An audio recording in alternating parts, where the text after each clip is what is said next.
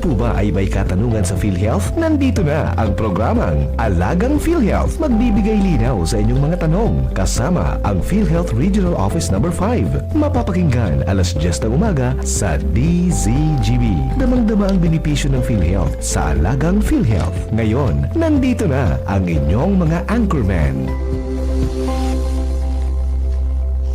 Is the resource person present in the Senate today, please? Yes, present and gorgeous. And then, did you take your oath already? Because if you will not take your oath, the Secretary General will assist you to take your oath to simply say the truth, and nothing but the truth.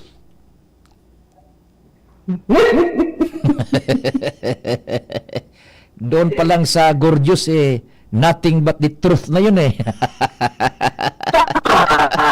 Tama. Ay, kumusta ang PhilHealth nyo dyan? Kumusta ang umaga ninyo dyan? Langya ka, Huwebes na naman. Yes, good morning, Sir Pio. Tama yan, Webes na naman. At dito naman tayo for another episode of Alagang PhilHealth. Ano itong Proclamation 470? Kindly answer. Okay, so ang proclamation natin na yan ay pinag-uusapan po natin dyan ang mga sineselebrate natin kapag first week of October. Alam mo ba yun, Sir Pio? Ano yun? First week ng October, alam ko yun. Yung ayan na sinasabi mo 470, ano ba yan? Yun nga, na kapag first week of October, sineselebrate natin ang linggo ng katandaang Filipino or Elderly Filipino Week. Ito po ay ayon sa Proclamation number 470, sabi nga ni Sir Pio, na nilagdaan noon pa ng dating President Fidel V. Ramos noong September 26, 1994. Kaya naman kung may umaga, pag-uusapan po natin ang mga benepisyong PhilHealth para sa mga senior citizens.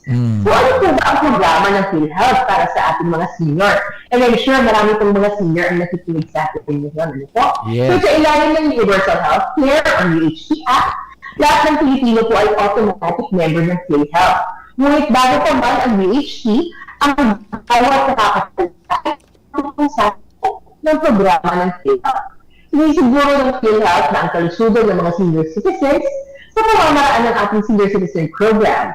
Ito po ay isang in accordance with RA 10645 or Expanded Senior Citizen Act kung saan nakasaad na all senior citizens shall be covered by the National Health Insurance of PhilHealth. So, sa ilalim po ng Senior Citizens Program ng PhilHealth, ay nakakapag-avail po ng mga benefits ng ating senior citizens na walang binabayaran. Kabilang sa mga programa na ito ay una, yung mga Filipino citizens who are residents of the Philippines, age 60 years old or above, and not currently covered by PhilHealth in any member category. Po, kasama din po dito ay yung mga qualified dependents ng mga senior citizen members who are also senior citizens themselves and mga qualified dependents ng members belonging to other membership categories with or without coverage who are senior citizens themselves. So, ayun po, lahat po, age 60 and above, kung hindi po kayo covered ng ibang member category ng PhilHealth, pwede po kayo pumasok dito sa senior citizen category ng membership ng PhilHealth. I-clarify ko lang po, Sir P, no? Kasi di ba marami nagtatanong, bakit ako, retired na, 60 years old, pero hindi naman ako sinali dyan, pinakakalpasan ako, or meron naman na nagtatrabaho pa din, 60 years old. Pero, kinakalpasan pa rin, nakala ko ba pag senior citizen, hindi na, libre na. Well, sabi ko nga po kanina, dapat po, you are not currently covered in other member category. So, kung kayo po ay, let's say, 62 years old, pero nagtatrabaho pa rin po, gainfully employed. For example, nagtatrabaho ka sa DPWH, di ba? Example. So, dahil employed ka pa po, syempre po, mandated din kayo na kayo po ay kinakaltasan pa ng inyong contribution at may employer share din ng inyong employer.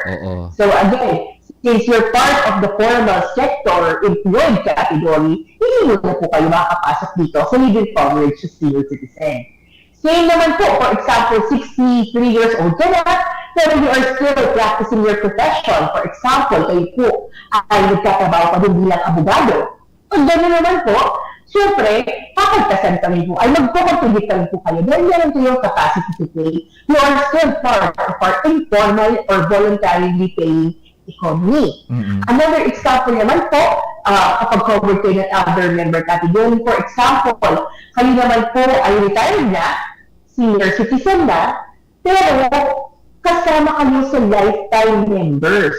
Mga lifetime members po, sila po yung makasamahan natin na noong panahon pa lang, nung sila ay hindi pa retired, nakapagpunog ng at least 10 years na contribution. Ano po? Kaya naman po, sila ay papasok sa lifetime member kung saan upon reaching 6 years old and retirement, wala na silang babayaran na contribution. Pag lifetime member po kasi, wala na talagang binabayaran. Pero itong senior citizen program natin, ay sinasagot ng gobyerno ang inyong contribution. Yun po yung pagkakaiba.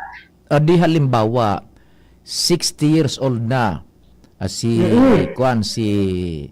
ang Curly Diskaya. 60 years old na siya. Nag-retire na siya sa private employment. Di ba? Nag-retire na siya. And during his incumbency sa private employment, kompleto naman yung kanyang hulog sa PhilHealth. Pag-retire ng 60, automatic ba siya na member na ng, automatic na siya ng, wala nang babayaran? So, yun nga po. Magandang question yan, Sir Pio. So, for example, pag ganun pong situation, papasok po kayo sa lifetime membership. Balikan po natin na po, so hindi po lahat ng 60 years old pataas magiging part ng senior citizen program kung saan sinasagot ng PhilHealth ang inyong contribution. Kapag kayo po ay dating nagtatrabaho sa private, you reach 60 at nag-retire kayo, at nakapag at least 120 months contribution kayo, papasok po kayo as lifetime member. So, ano gagawin kapag pupunta kayo dun sa lifetime member? Ano po? So, ang senior citizen category po, again, para sa 60 years old, walang kailangan magbayad at hindi nakapagpulog ng 120 months.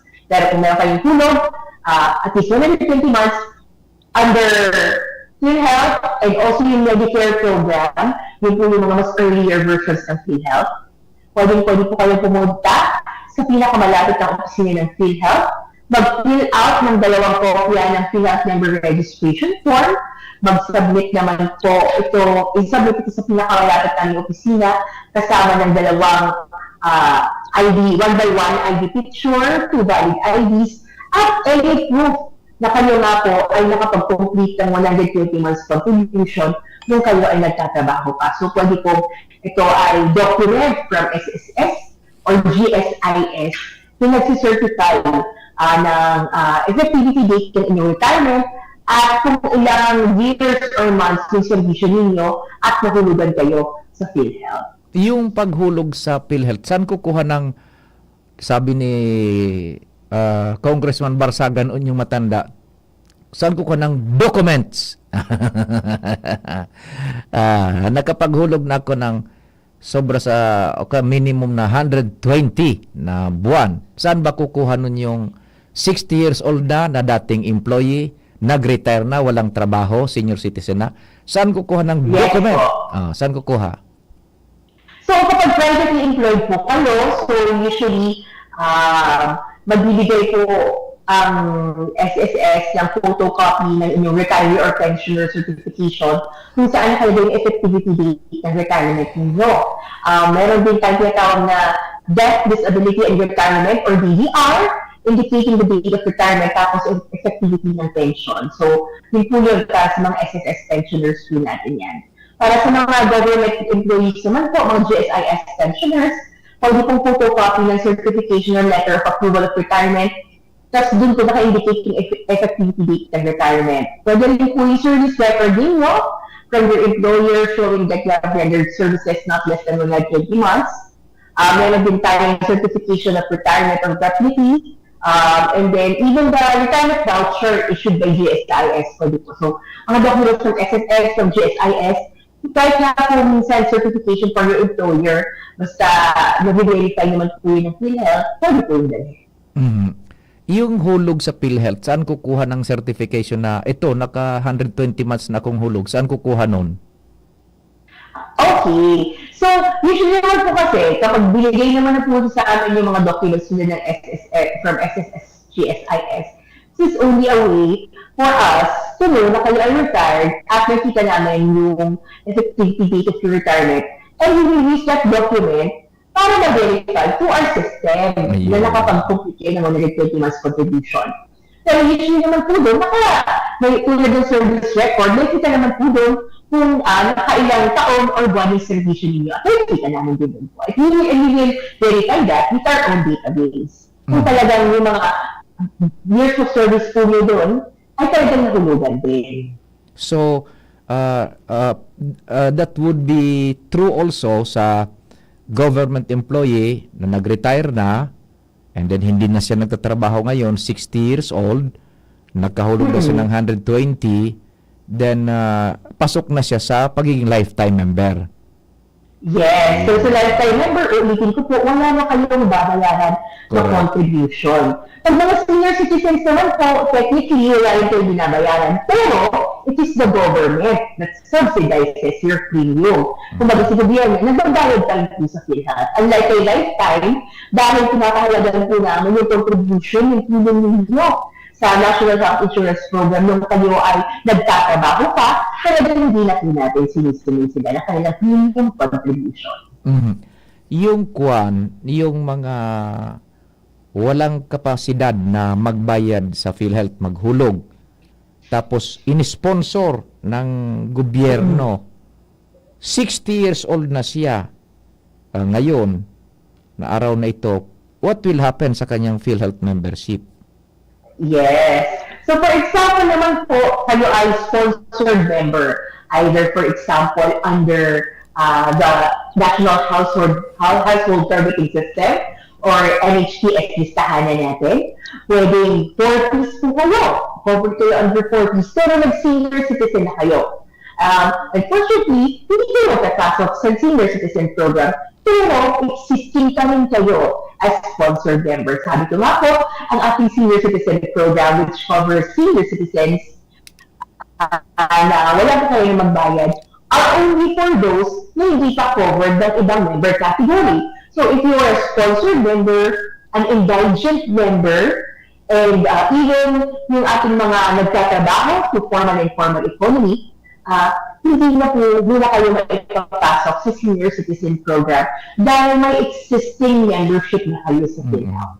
Only when kapag natanggal kayo doon, for example, sa formal, natanggal kayo sa formal kasi may stop na kayo magtrabaho, o natanggal kayo sa indulgent member kasi tinanggalan kayo ng coverage under the listahanan, pwede na po kayo maipasok sa senior citizen program. Yun.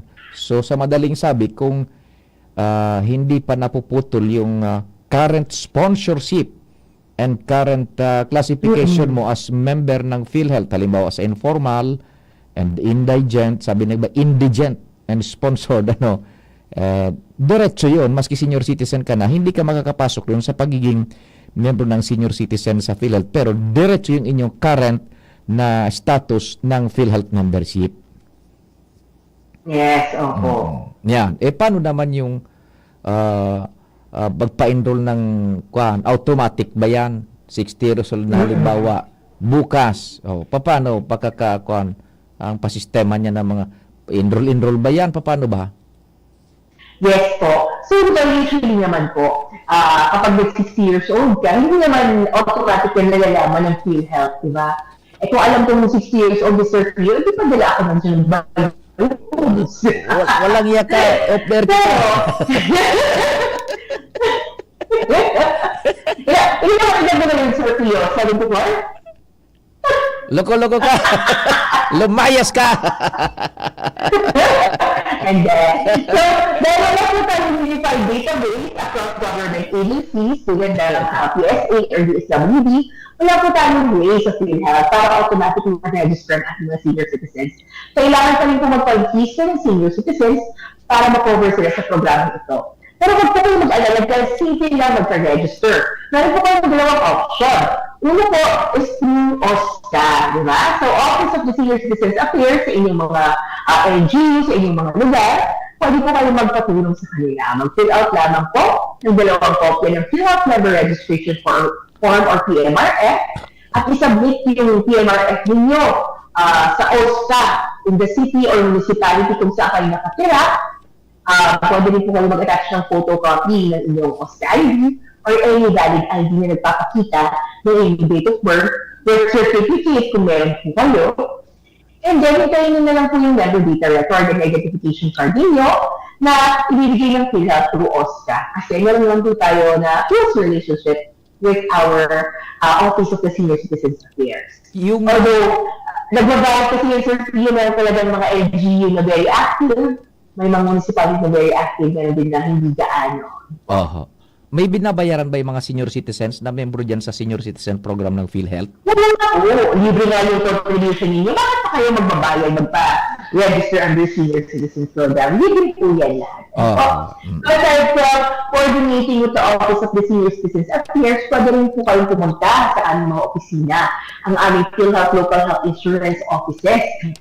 Again, same pa rin po, mag-fill out pa rin po kayo ng PhilHealth Member Registration Form, magbibigay kayo ng 1-by-1 photo, kita nyo din the last 6 months, o di kayo i-present yung Senior Citizens ID nyo issued by OSCA, or ano po, kahit anong valid government-issued ID na may date of birth.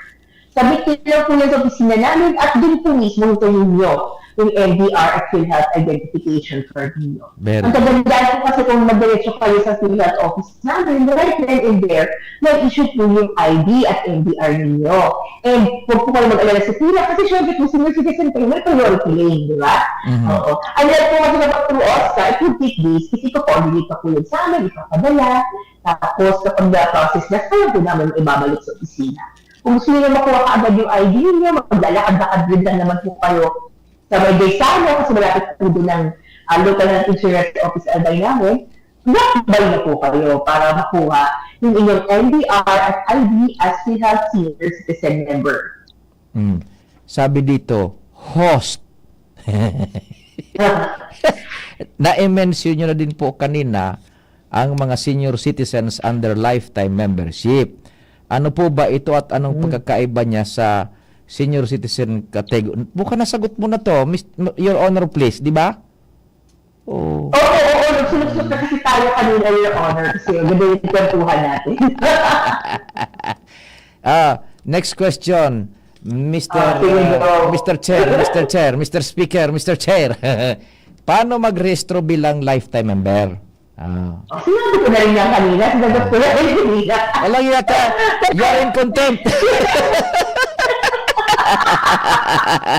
Ito na lang, importante malaman po regarding sa lifetime members. Kasi usually, ang idea natin, ang alam natin, ang pumapasok sa lifetime members ay yung mga 60 years old and above, retired na with at least 120 months contributions sa PhilHealth or under Medicare programs of SSS and GSIS.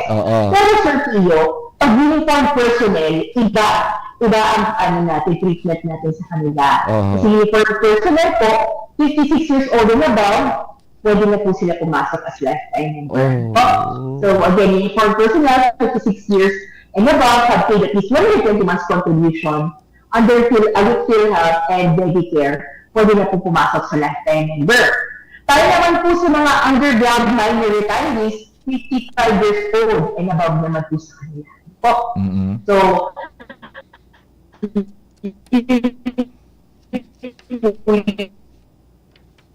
special na mga ages natin ang membership. Yun, So that's it, yung pag-register, parang nakuhan mo na to kanina, di ba? Yung bilang lifetime member, kung paano. Yan, nasagot. Oh. Pero, mention ko din po, Sir Pio, kasi na-mention ko, di ba, sa lifetime members, yung Yeah. mga retirees pa lang. Oo. Paano naman yung mga 60 years old and above, hindi naman nag-retire kasi hindi naman formally employed at that time. Pero nung sila ay hindi pa senior, ay nabukulog buwan-buwan. Oho. Mga voluntary paying member. Opo, pwede kang kayo pumasok as lifetime member. Kasi kahit hindi kayo gainfully employed, nabuhulog pa rin kayo at kapag-complete kayo ng at least 120 months contribution, pwede pa rin po kayo mag-lifetime member. Ano kailangan nyo gawin? Again, PMRF po ulit, mag-fill out kayo ng form namin, magbigay ng photo, pero aside, other than the SSS or GSIS certifications, ano po, dahil hindi applicable sa inyo, pwede po kayo magdala ng photocopy of official receipts of premium payments of PhilHealth or any other documents indicating the months of premium payments of PhilHealth. Kapag hindi po talaga natago, kasi syempre, sino ba naman magtatago yan, pwede naman po kayo magpa-assist nilang sa opisina ng PhilHealth para ma-print outan po kayo ng inyong mga contributions. Mhm. Ano yung mga benefits na ma-avail ng andyan sa kategory niya na lifetime member na mga na senior citizens, yung 60 pataas? Anong mga available na benefits under PhilHealth? Yeah, so benefits po na ma-avail ng ating mga senior citizens ay pareho lang din po sa mga ma-avail ng lahat ng PhilHealth members. Ano po? Ito po ay yung mga inpatient benefits natin, mga beneficial PhilHealth na nakukuha kapag kayo ay na-confine sa isang PhilHealth accredited facility for at least 24 hours. Cover din po yung mga outpatient benefits. Ito yung mga benepisyo na hindi kinakailangan ng confinement.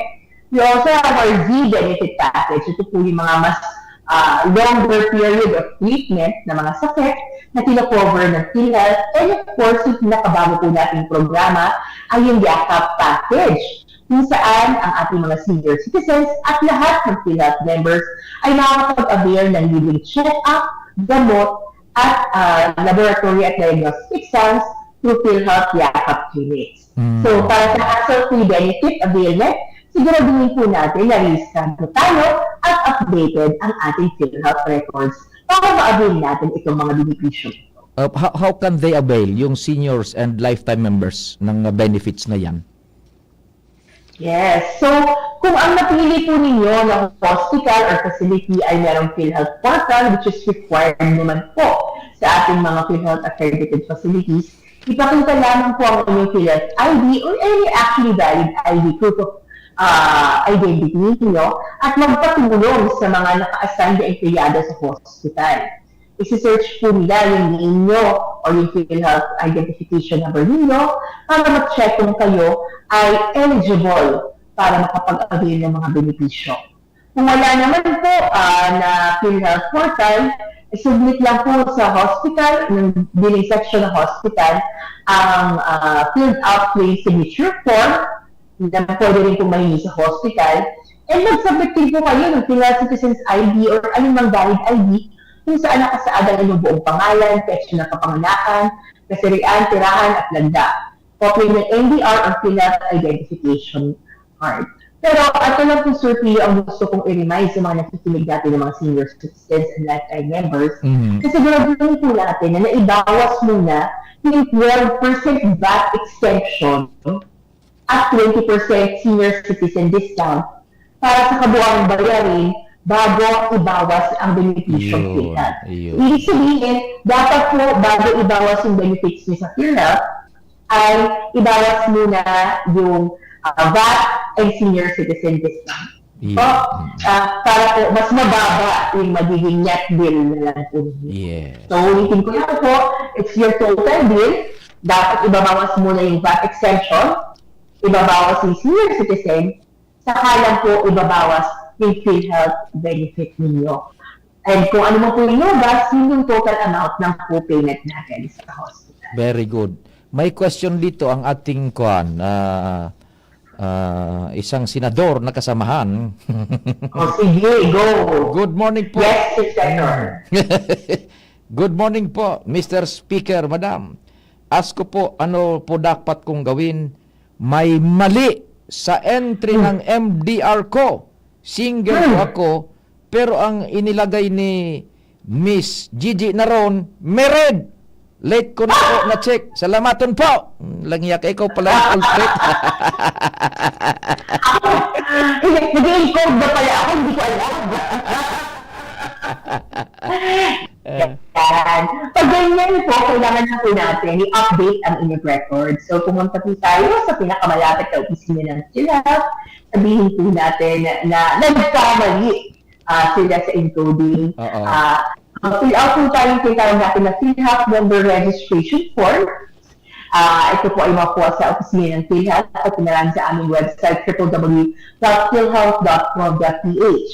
Yung po sa form na yun, sa upper right corner, may nakita kayo na registration, may box din for updating. I-check natin yung for updating para alam po ng magpoproseso na kayo ay dati ng member at may babaguhin lang po sa inyo. Now, i-fill out nyo po yung form, tapos dun po sa inyong zero status, siguro yung check ninyo si single. And kapag kayo na po termino sa pila, inform nyo lang po yung encoder, yung processor natin, na yun yung change na kailangan sa inyo. Now, apart from that po, kapag may kailangan pa kayo i-update, isabayin ka rin po diretso para isahan na rin po ang pag-proseso. Yan. Dalawang bagay. Pwedeng online or pwedeng punta sa PhilHealth para ma-assist. Ano po? Yung... Usually po, pag-updating, Sir Pio, it's more on sa PhilHealth po. Online, so for registration pa lang po ang kinakaya natin. mas maganda magpunta sa PhilHealth. Tama talaga. Opo. Kaya sigurado, yes. Gaya nung ginawa mo sa akin, ginawa mo akong female, walang hiya ka. Kasi mas maganda ka na sa akin. Paalam na. Oras na ikaw na. Okay, thank you very much po sa lahat ng mga nakikinig ngayon, lalo na sa ating mga listeners na senior citizens. Again, happy Elderly Filipino Week po sa inyo lahat. And sana sa lahat na nakikinig, talagang po natin ang ating mga elderly, pakita natin sa kanila how we appreciate them at kung gaano kalaki ang kanilang contribution sa ating society. Again, thank you very much po. Ako po si Gigi Naron ng PhilHealth Regional Office 5. Maraming salamat po sa inyong pagkikinig, makakaasa po kayo ng PhilHealth at kaagapan ninyo sa inyong pangailangang medikal. Diyos mabalos po. Thank you so much, Ma'am Gigi, and salamat till next Thursday. Salamat po kasi doon pag-antabay. Mahal na Diyos ang magbantay. Inyong napakinggan ang Alagang PhilHealth. Makinig muli sa susunod na Huwebes, alas 10 ng umaga, dito sa DZGB.